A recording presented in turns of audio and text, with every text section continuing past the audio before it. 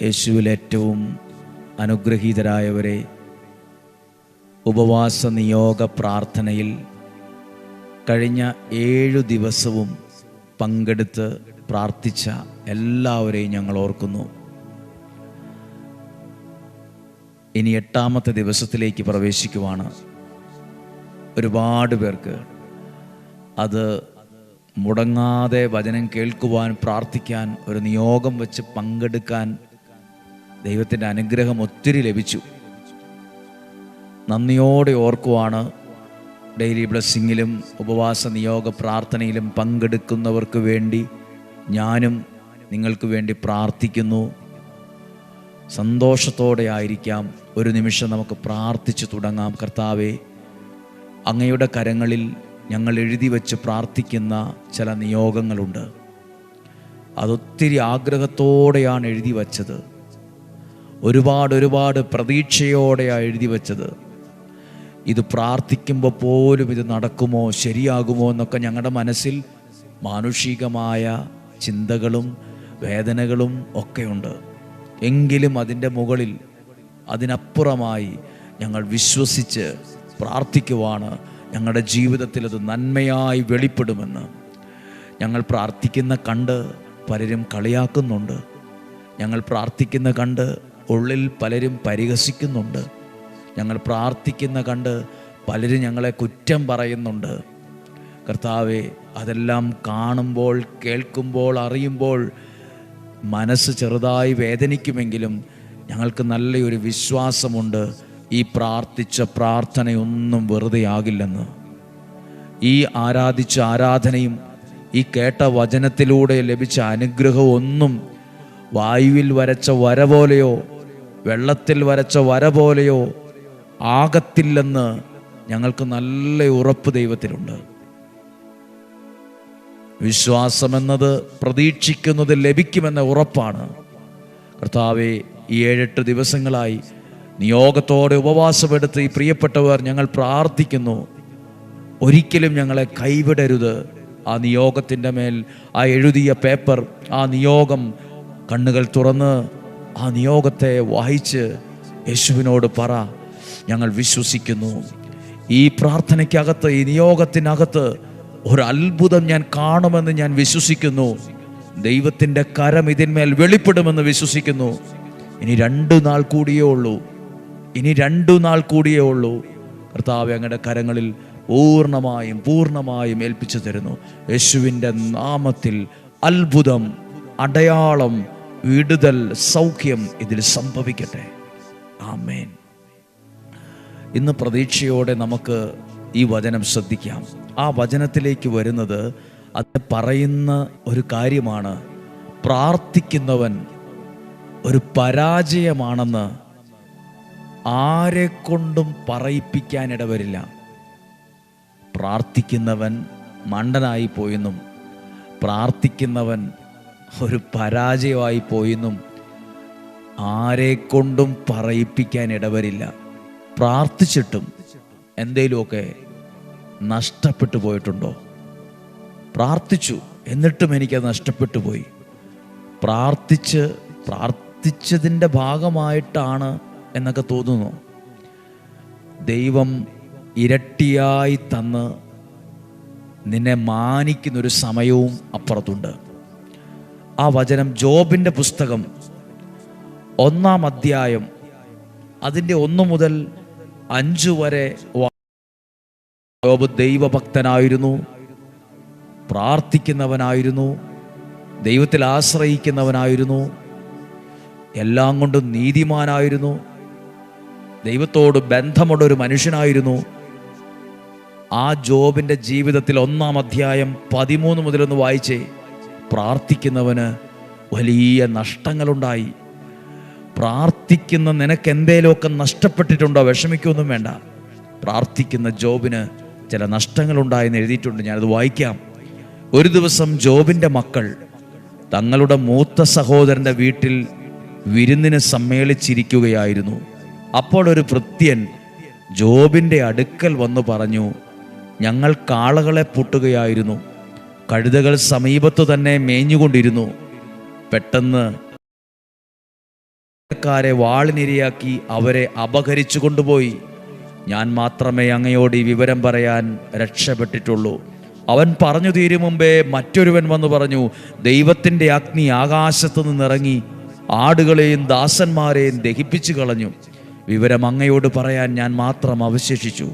അവൻ പറഞ്ഞു തീരും മുമ്പ് മറ്റൊരുവൻ വന്നറിയിച്ചു, കൽദായർ 3 കൂട്ടമായി വന്ന് വേലക്കാരെ ആക്രമിച്ചിട്ട് കൊന്നിട്ട് ഒട്ടകങ്ങളെ പിടിച്ചുകൊണ്ടുപോയി.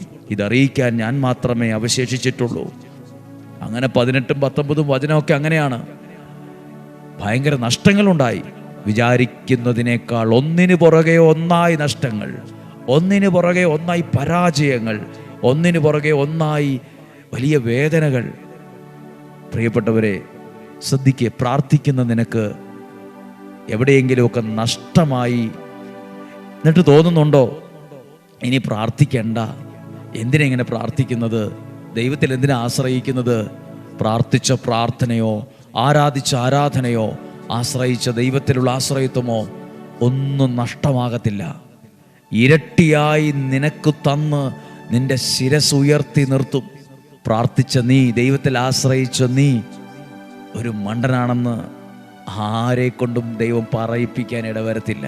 പ്രാർത്ഥിക്കുന്ന നീ ഒരു വെറും പരാജയമായി പോയിന്ന് നാളുകളിൽ ആരും നിന്നെ നോക്കി പറയാൻ ഇടവരാത്ത വിധം, നിന്നെ മാനിക്കത്തക്ക വിധം, ചെന്ന് കാണേണ്ടവർ വന്ന് കാണുന്നൊരവസ്ഥ ഉണ്ടാകത്തക്ക വിധം. അങ്ങനെ ഒരു കാലമുണ്ട്. ചെന്നാൽ പോലും അവരെയൊന്നും കാണാൻ പറ്റത്തില്ല.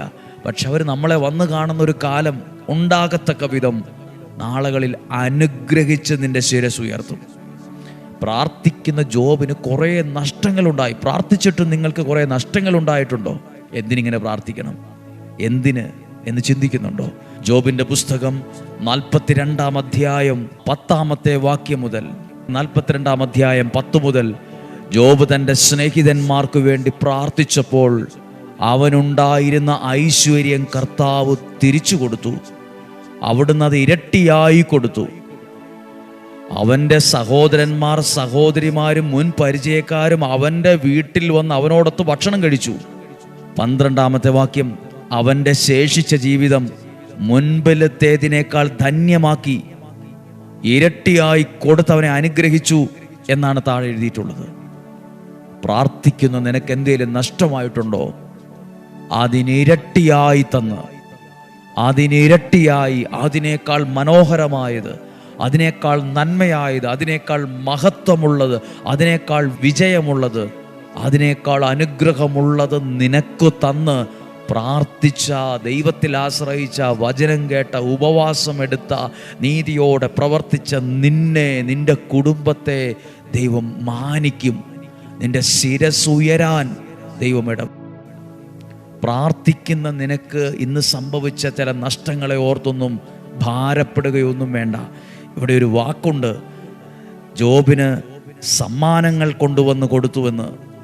ജോബിന് സമ്മാനങ്ങൾ കൊടുത്തു എന്ന് ഈ ഭാഗത്ത് എഴുതിയിട്ടുണ്ട്. സഹോദരന്മാർ വന്ന് ജോബിന് സമ്മാനങ്ങൾ കൊടുത്തു എന്ന് 42-ാം അധ്യായത്തിലുണ്ട്. ചെന്നു കാണേണ്ടവർ പോലും വന്ന് കണ്ട് സമ്മാനം തരുന്നൊരു കാലമുണ്ട് മുമ്പിൽ. ഹല്ലേലൂയ. അങ്ങനെയെങ്കിൽ ഇന്ന് പ്രാർത്ഥിക്കുന്ന ഒരു കാര്യം നിങ്ങളോട് പറയാം. 8-ാമത്തെ ദിവസം പ്രാർത്ഥിക്കുന്ന നീ ഒരത്ഭുതമായി മാറുന്നത്, തല ഉയർത്തി നിൽക്കുന്നത് അനേകർ കാണാനിടവരും. അനേകരുടെ മുമ്പിൽ നിനക്ക് അത്ഭുതമായത് തന്ന് ദൈവം നിന്നെ മാനിക്കും. നിനക്ക് ഇത്രയൊക്കെ കിട്ടിയോ? നിനക്ക് എങ്ങനെ ഇത് സാധിച്ചു? നിനക്ക് എങ്ങനെ കിട്ടിയെന്ന് പലരും അന്വേഷിക്കത്തക്ക വിധം, പലരും ഉള്ളിൽ ചിന്തിക്കുന്ന വിധത്തിൽ നാളുകളിൽ അനുഗ്രഹിച്ചു നിന്നെ ഉയർത്തും.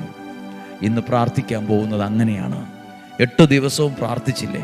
8-ാമത്തെ ദിവസമായിരുന്നു. നാളെ 9, 10 വ്യാഴം വെള്ളി ദിവസങ്ങൾ അല്ലെങ്കിൽ സമാപന ദിവസങ്ങൾ അനുഗ്രഹമാണ്, അനുഗ്രഹമാണ്. സാധിക്കുന്ന എല്ലാവരും ഒരുമിച്ച് വരിക, പ്രാർത്ഥിക്കുക. പ്രിയപ്പെട്ടവരെ, നിങ്ങളും പ്രാർത്ഥിക്കണം.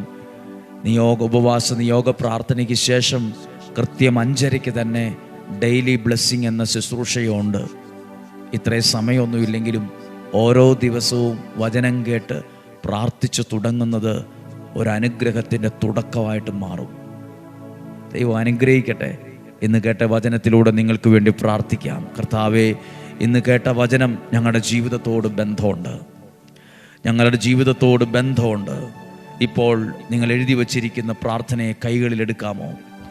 എന്നിട്ട് ആ കരത്തിൻ്റെ മേൽ, ആ കരം ആ എഴുതി വെച്ച പേപ്പറായിരിക്കാം, നിയോഗം എഴുതി വെച്ചത് ഒന്നും മനസ്സിലേക്ക് കൊണ്ടുവന്നിട്ട് നിങ്ങൾ പറ, കർത്താവേ, ഈ വിഷയത്തിനു വേണ്ടി ഞാൻ പ്രാർത്ഥിച്ചത് വില കൊടുത്താണ് പ്രാർത്ഥിച്ചത്. ഉള്ളു വിങ്ങുന്ന കുറേ വേദനകൾ കൊണ്ടു നടക്കുന്ന ഒരാളാണ് ഞാൻ. പുറമേ ചിരിക്കുമെങ്കിലും അകമേ ഉരുകുന്ന ഒരു മനസ്സും ഒരു ഹൃദയവുമുണ്ട്. പലപ്പോഴും സങ്കടങ്ങളുണ്ടേലും പുറമേ ചിരിക്കുന്നു എന്ന് വിചാരിച്ച് സന്തോഷമാണെന്ന് പലരും വിചാരിച്ചിരിക്കുന്നത് അല്ല. സങ്കടം അകത്ത് കൊണ്ട് നടക്കുമ്പോഴും ചിലർ ചിരിക്കാറുണ്ട്, വർത്താനം പറയാറുണ്ട്, സന്തോഷിക്കാറുണ്ട് എന്ന് വിചാരിച്ച ആൾക്ക് സന്തോഷമാണെന്നൊന്നുമല്ല. ഉള്ള സങ്കടത്തെ, വേദനയെ ദൈവത്തിൽ ആശ്രയിച്ച് കൈകാര്യം ചെയ്യാനൊക്കെ കുറേ പഠിച്ചത് കൊണ്ടാണ് പുറമെ ചിരിക്കുന്നത്, ജോലി ചെയ്യുന്നതൊക്കെ. ഇല്ലെങ്കിൽ വെറുതെ അങ്ങ് ഇരുന്ന് പോയേനേയും ദേഷ്യമായിട്ടൊക്കെ. ഞങ്ങൾ കുറച്ചൊക്കെ സങ്കടങ്ങളെ അതിജീവിക്കാൻ പഠിച്ചിട്ടുണ്ട്. പക്ഷേ എങ്കിലും കർത്താവേ, ഈ പ്രാർത്ഥനയ്ക്ക് മറുപടി തന്ന് ഞങ്ങളെ അനുഗ്രഹിക്കണം, ഞങ്ങൾക്ക് ഉത്തരം നൽകി അനുഗ്രഹിക്കണം. നാളുകളിൽ ഞങ്ങളുടെ വാക്കുകൾ സാക്ഷ്യങ്ങളായി മാറണം, ഞങ്ങളുടെ വാക്കുകൾ അത്ഭുതങ്ങളായി മാറണം.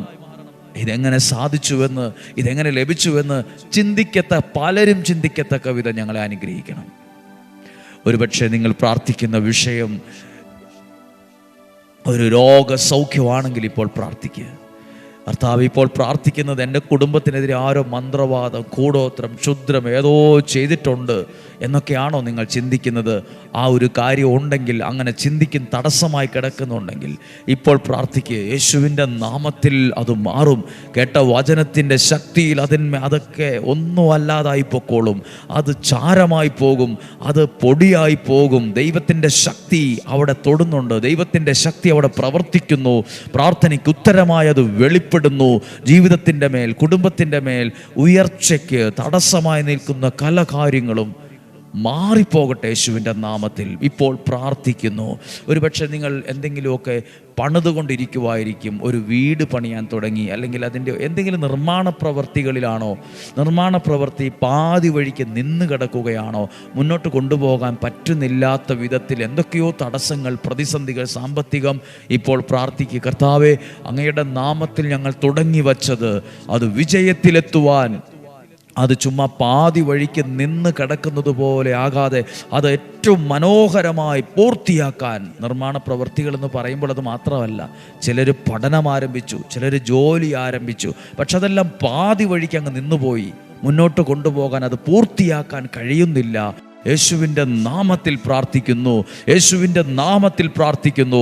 ഒന്നും പാതി വഴിക്ക് നിന്ന് പോകത്തില്ല, എല്ലാം അത് വിജയത്തിലെത്തും, അതൊരു അനുഗ്രഹമായിട്ട് മാറും. യേശുവിൻ്റെ നാമത്തിൽ അത് മാറി വരും. ഹല്ലേലൂയ. ആരോഗ്യപരമായ കാര്യത്തിന് പ്രാർത്ഥിക്കുന്നുണ്ടോ? ചിലപ്പോൾ ഭാര്യ പ്രാർത്ഥിക്കുന്നു എൻ്റെ ഭർത്താവിൻ്റെ ആരോഗ്യം, ഭർത്താവ് പ്രാർത്ഥിക്കുന്നു എൻ്റെ ഭാര്യയുടെ ആരോഗ്യം, ഭർത്താവും ഭാര്യയും മാതാപിതാക്കൾ പ്രാർത്ഥിക്കുന്നു മക്കളുടെ ആരോഗ്യം. ആരോഗ്യവുമായി ബന്ധപ്പെട്ട് വിഷമിക്കുന്നവരുണ്ടോ? ആരോഗ്യവുമായി ബന്ധപ്പെട്ട് ഭാരപ്പെടുന്നവരുണ്ടോ? ഇതാ, നിങ്ങൾ പ്രാർത്ഥിക്കുന്ന വിഷയത്തിനകത്ത് ദൈവശക്തി, ദൈവത്തിൻ്റെ കരം തൊടുന്നു, ദൈവത്തിൻ്റെ ശക്തി വെളിപ്പെടുന്നു. ഇന്നും ജീവിക്കുന്ന ദൈവത്തിൻ്റെ ശക്തി അവിടെ വെളിപ്പെടുന്നു. കരയണ്ട, ദൈവത്തിൻ്റെ ഇടപെടൽ അവിടെ സംഭവിക്കും. യേശുവിൻ്റെ നാമത്തിൽ പ്രാർത്ഥിക്കുന്നു. നിയോഗ പ്രാർത്ഥന നമുക്ക് ഒരു 4 പ്രാവശ്യം ചെല്ലാം. നിയോഗ കൊന്തയുണ്ടെങ്കിൽ കൈകളിലെടുക്കാം, ഇല്ലെങ്കിൽ നമുക്ക് പ്രാർത്ഥിക്കാം. എൻ്റെ കൂടെ ചേർന്ന് വേഗത്തിൽ പ്രാർത്ഥിക്കാം. നസ്രായനായ എൻ്റെ യേശുവേ, ഈ ഉപവാസ നിയോഗ പ്രാർത്ഥനയിൽ ഞാൻ സമർപ്പിച്ച ഈ നിയോഗങ്ങളെ അങ്ങ് സ്വീകരിച്ച് അതിന്മേൽ നിലനിൽക്കുന്ന എല്ലാ തടസ്സങ്ങളും, എല്ലാ ബന്ധനങ്ങളും പൂർണ്ണമായും എടുത്തു മാറ്റി സാധിച്ചു തന്ന് എന്നെ അനുഗ്രഹിക്കണമേ. നസ്രായനായ എൻ്റെ യേശുവേ, ഈ ഉപവാസ നിയോഗ പ്രാർത്ഥനയിൽ ഞാൻ സമർപ്പിച്ച എല്ലാ നിയോഗങ്ങളെയും അങ്ങ് സ്വീകരിച്ച് അതിന്മേൽ നിലനിൽക്കുന്ന സകല ബന്ധനങ്ങളെയും സകല തടസ്സങ്ങളെയും പൂർണ്ണമായും എടുത്തു മാറ്റി സാധിച്ചു തന്ന് ഞങ്ങളെ അനുഗ്രഹിക്കണമേ. നസ്രായനായ എൻ്റെ യേശുവേ, ഈ ഉപവാസ നിയോഗ പ്രാർത്ഥനയിൽ ഞാൻ സമർപ്പിച്ച എല്ലാ നിയോഗങ്ങളെയും അങ്ങ് സ്വീകരിച്ച് അതിന്മേൽ നിലനിൽക്കുന്ന സകല തടസ്സങ്ങളെയും സകല ബന്ധനങ്ങളെയും പൂർണ്ണമായും എടുത്തു മാറ്റി സാധിച്ചു തന്ന് ഞങ്ങളെ അനുഗ്രഹിക്കണമേ. ഒരു നിമിഷം നിങ്ങളുടെ നിയോഗത്തെ മനസ്സിൽ ധ്യാനിച്ച് 4-ാമത്തെ പ്രാവശ്യം വിശ്വാസത്തിൽ പറയുവാണ്, യേശുവിൻ്റെ നാമത്തിൽ അത്ഭുതങ്ങൾ നടക്കട്ടെ.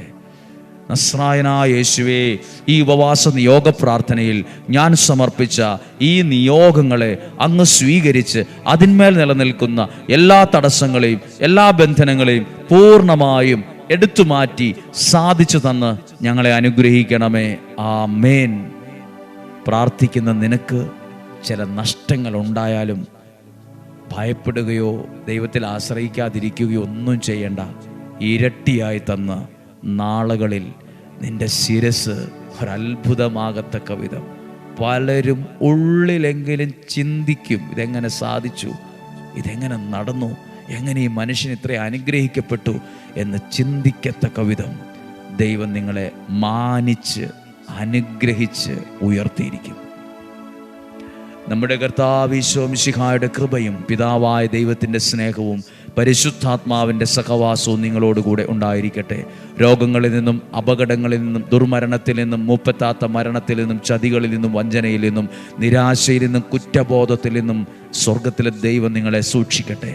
ദീർഘായുസ്സും ആരോഗ്യവും സന്തോഷവും സമാധാനവും ഐശ്വര്യവും നിങ്ങൾക്ക് തരട്ടെ.